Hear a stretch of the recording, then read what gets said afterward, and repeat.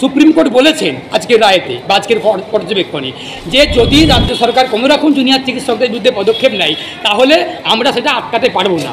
প্রিয় দর্শক, এই মুহূর্তে সবচেয়ে বড় খবর যে জুনিয়র ডাক্তাররা তারা কিন্তু এখন সেই প্রতিবাদ সভা করছেন। সেই প্রতিবাদ সভার মাধ্যম দিয়ে একেবারে সেই আরজি কল তিলোত্তমার একেবারে বিচারের দাবি করছেন জুনিয়র ডাক্তাররা। জুনিয়র ডাক্তার তারা কিন্তু একের পর এক সেই আন্দোলন করছেন। আজ হঠাৎ সুপ্রিম কোর্টের রায় হলেন সেই জুনিয়র ডাক্তারদের উপরে কড়া স্টেপ হতে পারে, তার কারণ কিন্তু আজ সরাসরি জানিয়ে দিলেন, রায় দিলেন সুপ্রিম কোর্টের। বলছেন সে আমাদের ক্যামেরার মুখোমুখি হয়ে জানাচ্ছেন হাইকোর্টের আইনজীবী তিনি জাস্টিস লর্ড চন্দ্রচূড়, ওনার বিরুদ্ধে আমি কিছু বলিনি। আমরা তো আইনজীবী, আমরা বিরুদ্ধে বলতে পারি না। আইনের প্রতি আমাদের ভরসা, আস্থা, বিশ্বাস থাকবে আগামী দিনে, আগেও ছিল, এখনও আছে, আগামী দিনেও থাকবে। আমার প্রশ্ন ছিল যে অন্যান্য মামলার থেকেও গুরুত্বপূর্ণ মামলা তিলোত্তমা মামলা, এই মামলাকে অহেতুকভাবে বিলম্বিত করা হচ্ছে এবং এই মামলার গুরুত্ব না বুঝে কেন জাস্টিস চন্দ্রচূড় এই মামলার প্রতি অনীহা করছেন, এবং তাহলে কি আমরা ধরেই নেব যে জাস্টিস চন্দ্রচূড়ের সঙ্গে কোনোরকমভাবে উনি পশ্চিমবঙ্গ সরকারের সুবিধা পাইয়ে দেওয়ার জন্য এই বিলম্বিত করছে, অনীহা করছেন? এটা আমার প্রশ্ন ছিল একজন সাধারণ মানুষ হিসাবে, একজন আইনজীবী হিসাবে এবং একজন শুভবুদ্ধি সম্পন্ন বাংলার সাধারণ মানুষ হিসাবে আমি এটা প্রশ্ন করেছিলাম। আশা করেছিলাম সেই প্রশ্নের উত্তর পাবো এবং আজকে যে শুনানি হয়েছে, আগামী দিনে যে শুনানি হবে, এটা সম্পূর্ণ প্রসিডিওর মেনে, পদ্ধতি মেনে, বিচার ব্যবস্থা সিস্টেম রয়েছে, পদ্ধতি মেনে শুনানি হচ্ছে এবং আগামী দিনেও হবে। এখন আজকে যেটা অর্ডার হয়েছে যে আগামীকাল 5টার মধ্যে জুনিয়র চিকিৎসকদেরকে কাজে ফেরার জন্য সুপ্রিম কোর্ট অর্ডার দিয়েছে। এই নির্দেশটা, এই অর্ডারটা কাদের পক্ষে গেল আর কাদের বিপক্ষে গেল সেটা আমি একজন আইনজীবী, আইনজীবী শেখ বাবুলাল, আমার বলার কোনো অপেক্ষা থাকে না। এটা সমস্ত মানুষই বুঝতে পারছে কাদের পক্ষে গেল, কাদের বিপক্ষে গেল। এই অর্ডার নিয়ে আমি জুনিয়র চিকিৎসক বন্ধুদেরকে অনুরোধ করব আপনাদের চ্যানেলের মাধ্যমে যে জুনিয়র চিকিৎসক বন্ধুরা আপনারা আইন মেনে কাজে যোগ দিন।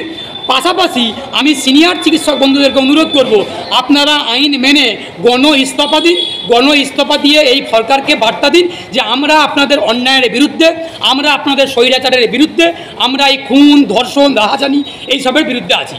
সিনিয়র চিকিৎসকরা আগেই বলেছিলেন যদি জুনিয়র চিকিৎসকদের ওপর কোনো রকম দমনমূলক কোনো ব্যবস্থা নেওয়া হয় তাহলে আমরা সিনিয়র চিকিৎসকরা শান্তিপূর্ণভাবে গণতান্ত্রিক পদ্ধতিতে তারা তাদের স্টেথোস্কোপ নিয়ে চিকিৎসা ব্যবস্থার মধ্যে তারা আন্দোলন করছে।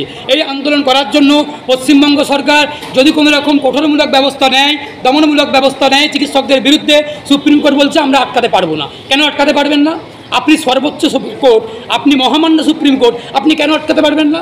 আপনি সব পাচ্ছেন, আপনি চোরেদের জামিন দিতে পারছেন, ধর্ষকদের জামিন দিতে পারছেন, খুনিদের জামিন দিতে পারছেন, সব রকম বিচার করতে পারছেন, আর আপনি চিকিৎসকদের বিরুদ্ধে যদি কোনো রকম কঠিন পদক্ষেপ নেওয়া হয় সেটাকে আটকাতে পারবেন না কেন?